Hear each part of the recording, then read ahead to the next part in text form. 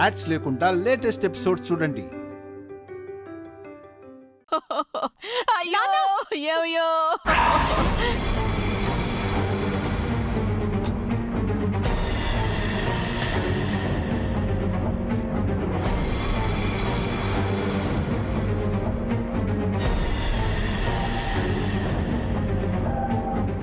నానా, నువ్వు బతికే ఉన్నావా? పాపి చిరాయు అని అప్పుడే పోతానా? మరెందుకో చచ్చిపోయినట్టు పడిపోయావు? ఆ దివ్య కొట్టిన దెబ్బకి లెఫ్ట్ లో ఉన్న గుండె రైట్ లోకి వస్తే ఎలా ఉంటుందా అని ఆలోచిస్తున్నాను. మనలా దివ్య మామూలుగా కొట్టలేదు. ముళ్ళును ముళ్ళుతోనే తీయాలి, వజ్రాన్ని వజ్రంతోనే కొయ్యాలంటే ఏంటో అనుకున్నా. ఆ దివ్య అలాంటి పనే చేసింది. మన వేలుతో మన కంట్లోనే పొడిచి మనం తీసిన గోతులో మనల్నే పడేసింది. అవునయ్యో, ఇంకా నయ్యం వియ్యంకులకు అసలు విషయం చెప్పలేదు. లేదంటే ఈ పాటికి మనల్ని ఇంటి నుంచి సాగనంపేవారు. అలా జరగకూడదంటే ఆ దివ్యక్కని మనం దెబ్బకు దెబ్బ కొట్టాలమ్మా. చాలా పెద్ద దెబ్బ కొట్టాలి. చావు దెబ్బ కొట్టాలి కుమారి. ఈసారి మనం కొట్టే దెబ్బకి దివ్య, హర్ష, సుమిత్ర ఈ ఇంటి నుంచి పారిపోవాలి. అలాంటి ప్లానే ఆలోచించాను. ఈసారి మనతో పాటు మన అల్లుణ్ణి కూడా రంగంలోకి దింపాలనుకుంటున్నాను. ప్లానెట్ నాన్నా? వేరు కాపురం.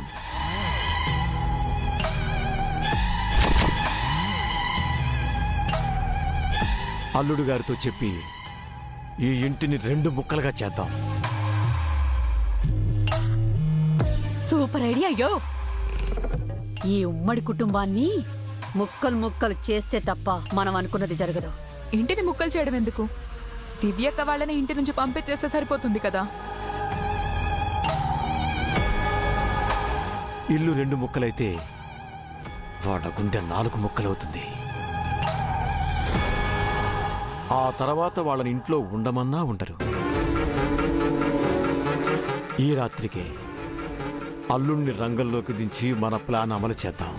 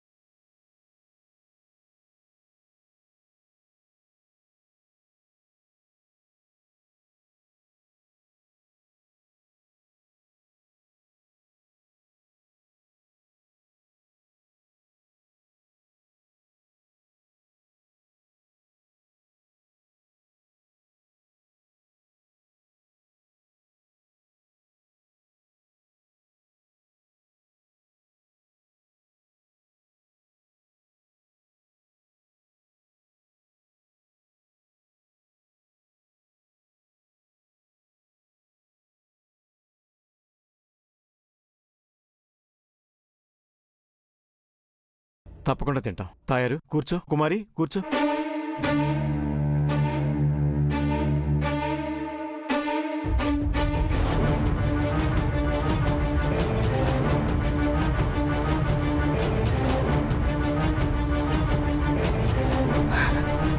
దీపు అత్త మామలు భార్య ముందు దీపు గురించి చులకనగా మాట్లాడతారా?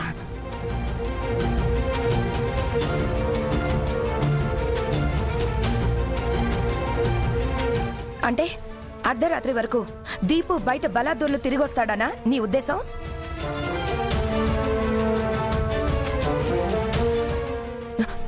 చూసావా ప్రసాద్, హర్ష ఏమో మంచోడు, దీపు ఏమో చెడ్డోడు అన్నట్టు మాట్లాడుతున్నాడు.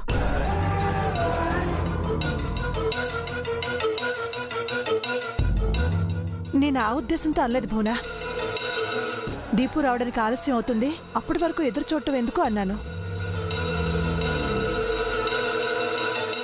అమ్మా, ఎవరెలా పోతే మనకేంటమ్మా? నేనైతే రైట్ టైంకి ఇంట్లో ఉంటున్నాను కదా. పెద్దబాబు వదిలేరా,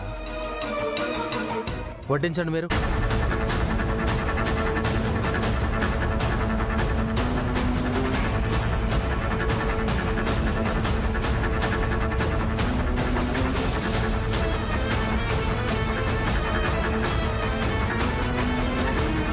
అమ్మా కాస్త తక్కువగా వడ్డించమ్మా, మా అల్లుడు గారికి ఉండాలి కదా.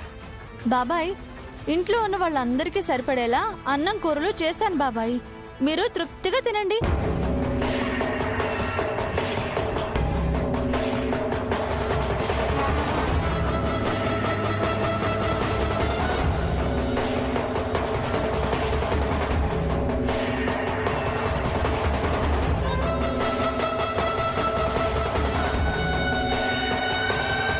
తీరా మా అల్లుడు తినే సమయానికి అన్నము కూరలు అయిపోతే ఎలాగమ్మా?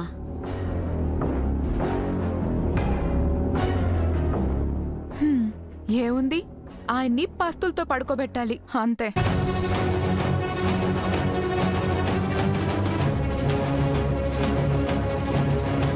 అలాంటి పరిస్థితి ఇంట్లో ఎవ్వరికీ ఎప్పటికీ రాదమ్మా.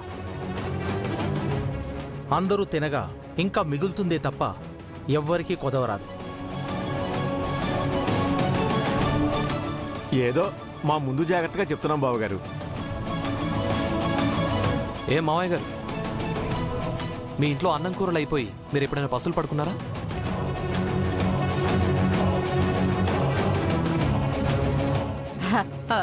భలేవాడి హర్షబాబు, మా ఇల్లు నిత్యాన్నదాన సత్రం లాంటిది. ఈ చేతులతో ఎంతో మంది కొండి పెట్టాను. అవును బాబు, మాది జమీందారీ వంశం కదా. ఇంటికి ఎవరొచ్చినా భోజనం పెట్టకుండా అసలు పంపించేవాళ్ళం కాదనుకో. రోజుకి 100-200 విస్తాడు అలా అలా లేచేవి. అబ్బా, వాళ్ల వెటకారం మీకు అర్థం కావట్లేదన్నయ్య గారు. మీరు కూటికి గతి లేని వాళ్ళని పరోక్షంగా అంటున్నారు. బోనా, భోంచేసేటప్పుడు ఈ గొడవలేంటి? బావగారు, మీరు తృప్తిగా తినండి. ఇంకేం తృప్తి?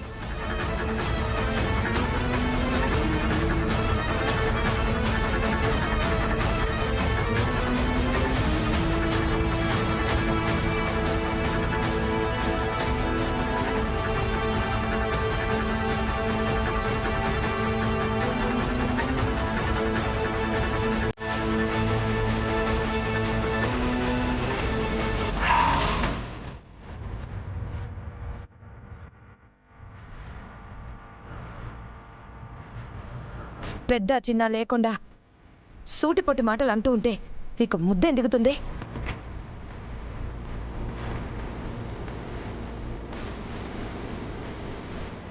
ఆకలి చచ్చిపోయింది.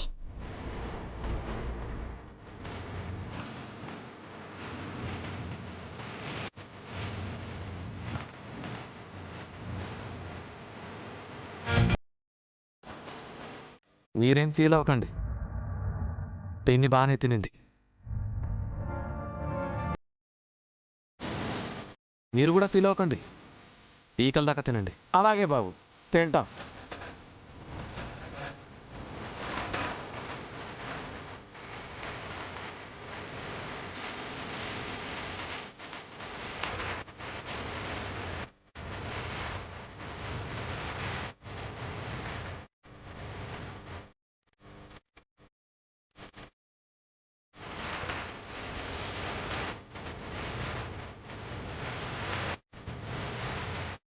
అమ్మా భోజనం అయిపోయింది. తయారు పద.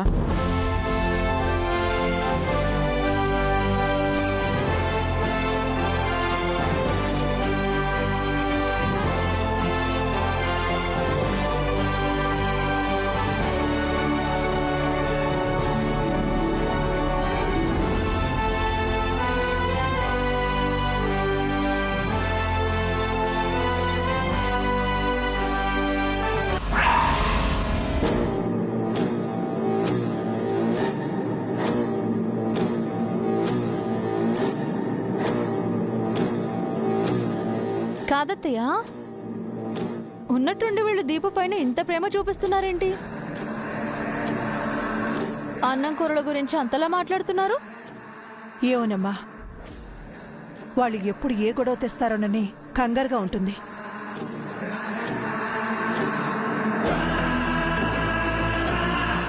ఇంత త్వరగా వాళ్ళు మళ్ళీ కొత్త ప్లాన్ చేస్తారని నాకు అనిపించట్లేదు అత్తయ్య. పిచ్చి దివ్య, పెద్ద ప్లానే వేశాం. ఈ ఇంటిని ముక్కలు చేయబోతున్నాం.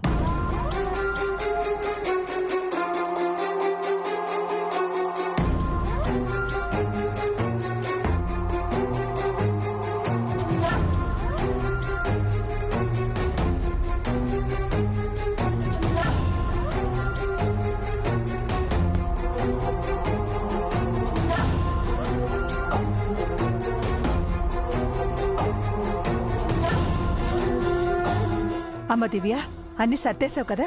అన్నీ సర్దేశాను అత్తయ్య. దీపుకి అన్ని తీసి పెట్టావు కదా? అన్నీ వేడివేడిగానే తీసి పెట్టాను అత్తయ్య. దీపు వచ్చి తినడమే ఆలస్యం. సరే పదమ్మా.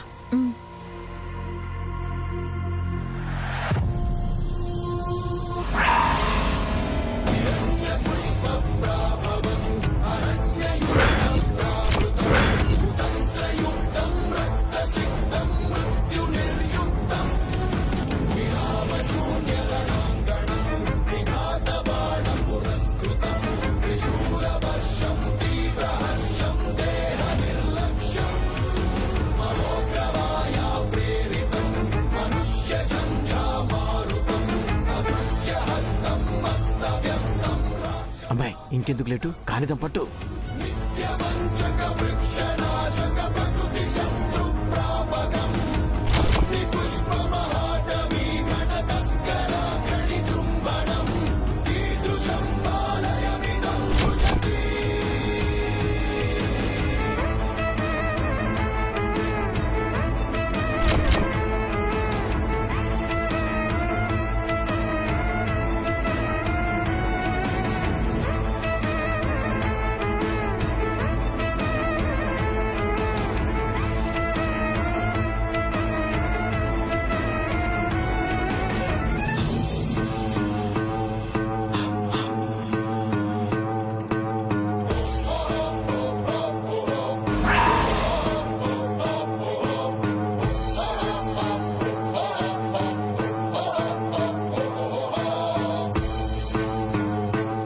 అమ్మా కుమారి, ప్లాన్ గుర్తుందిగా?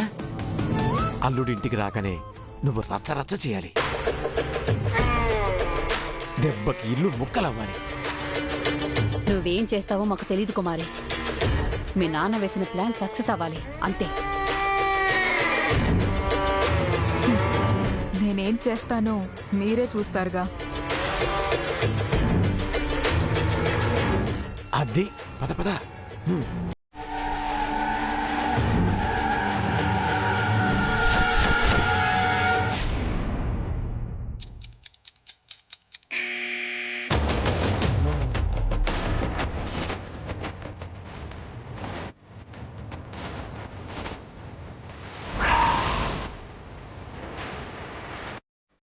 డార్లింగ్, డోర్ తీసినందుకు థ్యాంక్ యూ. ఏంటండి, తాగేసి వచ్చారా? సారీ కుమారి, ఫ్రెండ్స్ బలవంతం చేశారు, కాదని లేకపోయాను. ఇలా తాగితే మీ హెల్త్ ఏం కావాలండి? రేపటి నుంచి తాగంలే, ప్రామిస్. సరే పదండి.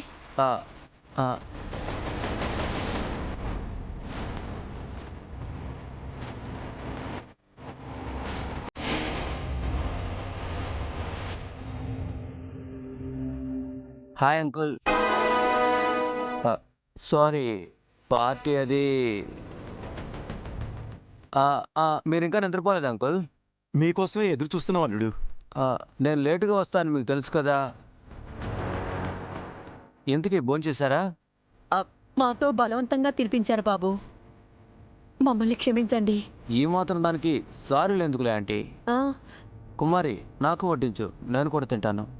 ఇంకెక్కడ భోజనం బాబు? తాగుబోతు వెధవా, పని పాట లేకుండా అర్ధరాత్రి వరకు బయట బలాదురుగా తిరిగొస్తాడు. పైసా సంపాదన లేదు, వాడికి భోజనం ఎందుకని మీ వదిన అన్నయ్య నోటికొచ్చినట్టు మాట్లాడారు అల్లుడు.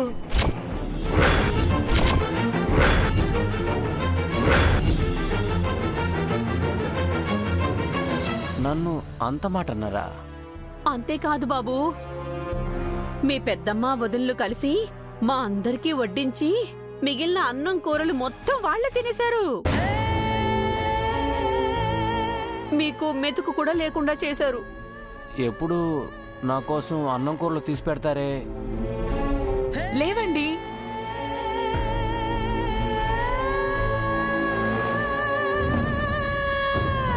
ఇందులో చూడండి, ఏమన్నా ఉన్నాయా?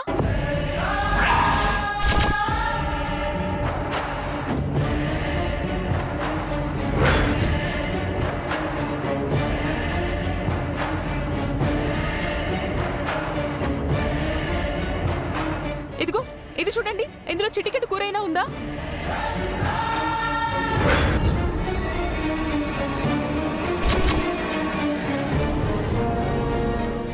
లేవు.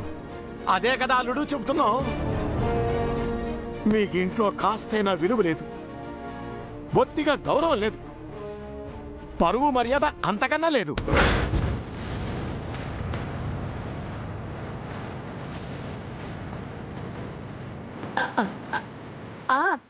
పెద్ద లాయర్ గారు కొడుకువని, పైగా మా కుమారుని ఇష్టపడ్డావని,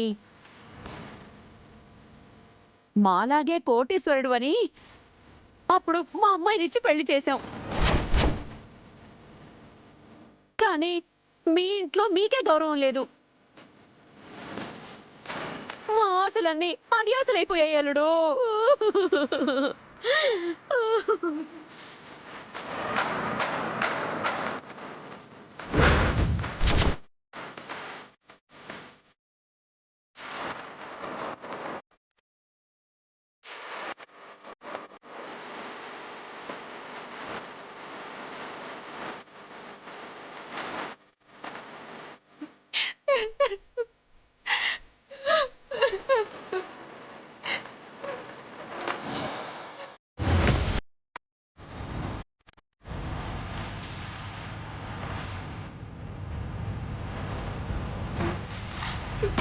ఇదంతా మీరు ఏ పని చేయకపోవడం వల్లేనండి. మీకు పైసా సంపాదన లేదని మీ అన్న వదిలి మిమ్మల్ని చులకనగా చూస్తున్నారు.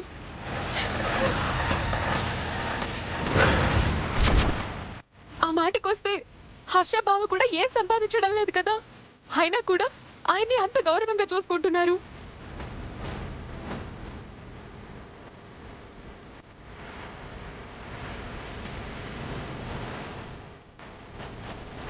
ఈ రోజు వాళ్ళు మిమ్మల్ని అన్న మాటలు వింటుంటే నాకు సూసైడ్ చేసుకోవాలనిపించిందండి.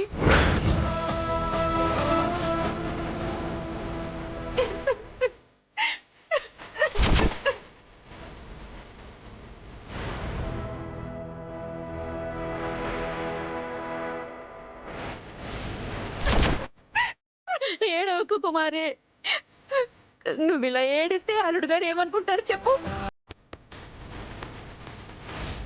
అయినా అల్లుడు గారు ఉండగా మనకేం భయం అమ్మా, నువ్వు ధైర్యంగా ఉండాలి.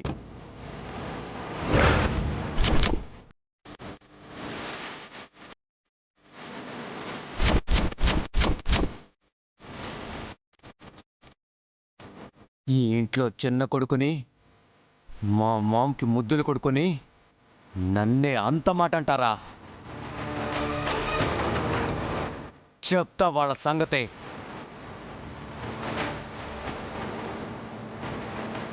మామ్, డాడ్, అన్నయ్య, వదినా, పెద్దమ్మా! మామ్! చిన్నబాబు ఏమిట్రా ఈ టైంలో ఎలా న్యూసెన్స్ చేస్తున్నావు? న్యూసెన్స్ చేస్తుంది నేను కాదు డాడ్. అన్నయ్య వదిన పెద్దమ్మ.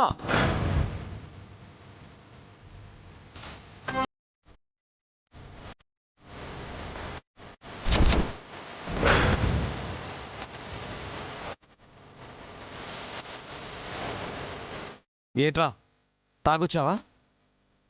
మేము న్యూసెన్స్ చేయడం ఏంటి? నేను తాగింది నిజం, మీరు న్యూసెన్స్ చేసింది కూడా నిజమే.